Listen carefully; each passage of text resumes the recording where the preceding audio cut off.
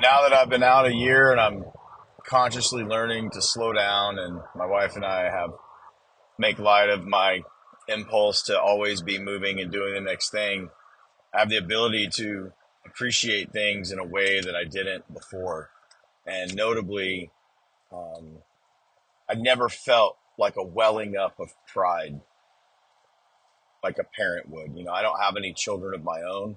I vicariously lived through my brothers who have, three beautiful, awesome nieces, and my nephew, Bubba, and my stepbrother.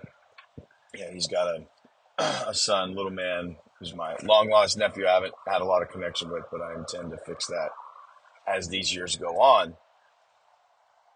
And my younger brother has two girls, but their last name is Carter. He named them after my stepfather, who was a big part of our life growing up. So the only children of the next generation that carry my name are Zoe and Bubba. And after I had that incredible experience at the ballet I was talking about in the Beautiful Moments episode, not too long after that, I went to my niece's lacrosse game in Norfolk. And it was the first time that I had seen my last name on a jersey that wasn't me or my brother's. And I just had this incredible welling up of pride. I mean, I almost brought a tear to my eye. It was like a moving moment just to look out there and see my niece out there on the field, and to see my last name on that jersey and her out there playing hard and doing good. And then a few days later, I went to my nephew's baseball game, and he was up to bat when I had walked up with my service dog, Phil. And he was standing there holding the bat. He's the only other lefty in the family. It's just he and I. And, I see Frederick's on the back of his jersey.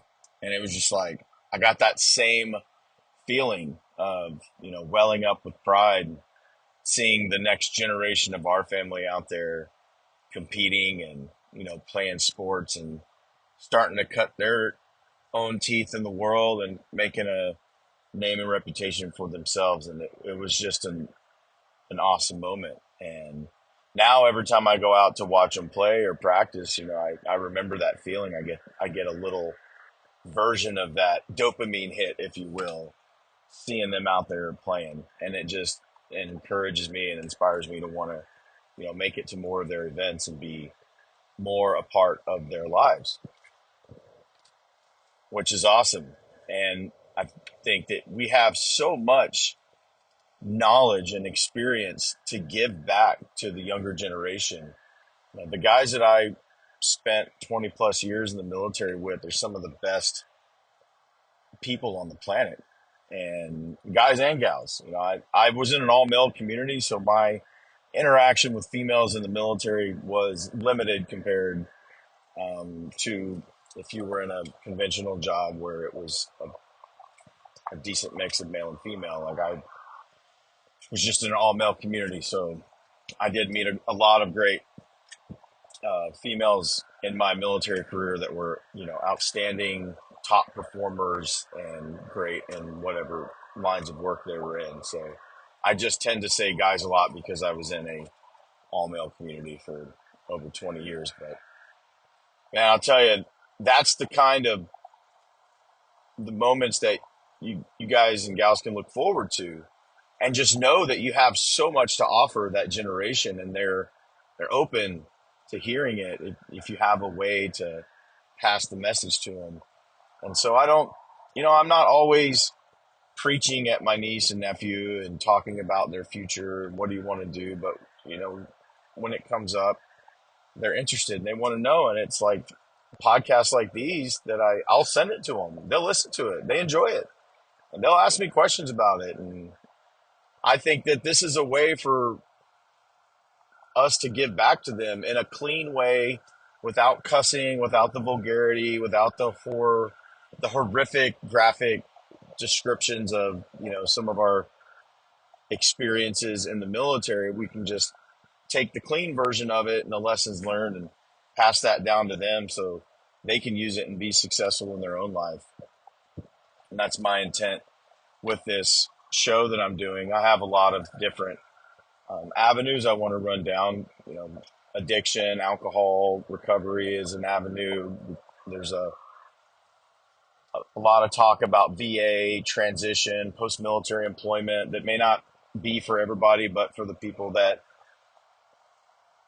want to or need to hear it, it's good for them. And then I think there's a section like this where we can talk openly for the kids and the young adults in the world that want to go off and do great things. And there's so much good knowledge that we have to share with them. We can just do it in a good, clean way. And I hope that you all have those types of experiences. Maybe it just takes hearing somebody say it out loud for you to realize that, like, man, I can approach these events with a different intention, with a different mindset than I have before. I'm not in this rush, rush, rush, go, go, go all the time. And my mind's always distracted with, 50 things that I've got to do at work, because that's gone now. Like, I don't have that type of responsibility. I'm not in charge of 70 people anymore. I don't get phone calls after hours and on the weekends because somebody got a DUI or there was a drunken bar fight or there was some sort of operational incident or this country attacked that country and we're going on alert. And like, none of that stuff happens anymore. The only thing I got to do is wake up, go to work, come home, be involved in my family's life, and just enjoy it.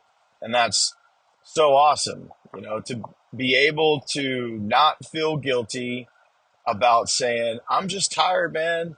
I ain't got much more to give. I just want to have enough money to be comfortable and happy, and I want to enjoy being a meaningful person in all of the people that matter to me life, in whatever shape that can be. Being sober is a is a great way to be more of a meaningful part of their life. And so for those of you that are out there that are considering putting the bottle down, I'm telling you, do it. It's the best decision you ever make, and enjoy. I made a decision that I didn't start drinking until I came in the Navy, and it would be fitting for me to leave that part of me with the Navy. And that's what I did. I closed the book on alcohol as I closed the book on my Navy career. And one day at a time, I hope to leave that part of me in the past and enjoy the next 40, 50 years of my life being a positive impact on everybody that I love and that loves me. And that will be my legacy on the world. When my first podcast I was a guest on, Doug Mitchell, the host of Building Great Sales Teams, asked me off the cuff at the end of the episode, what is legacy and what does legacy mean to you? And I didn't know he was going to ask me that question, and I give the same answer today because it was genuine.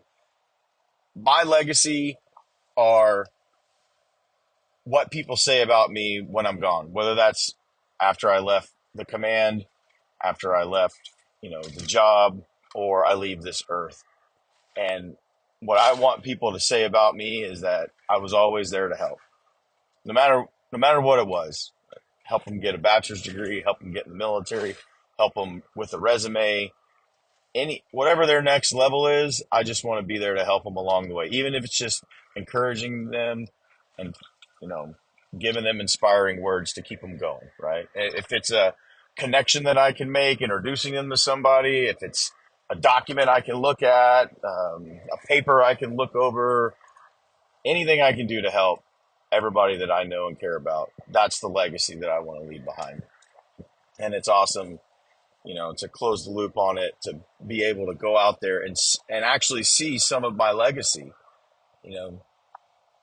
Those kids are not my children, but they are my family, and they're part of my family's legacy, and everything that I can do to help them be successful and be better than me, be better than my brothers, be better than my stepdad, better than my parents. That's what I want to do. And I hope that you all do too. And maybe just hearing something like this might be just what the rough and tough guys I know from my time in the military need to lower their guard, lower that rah, rah, rah alpha male bravado, and be more a softer, loving, more caring person in their family's lives.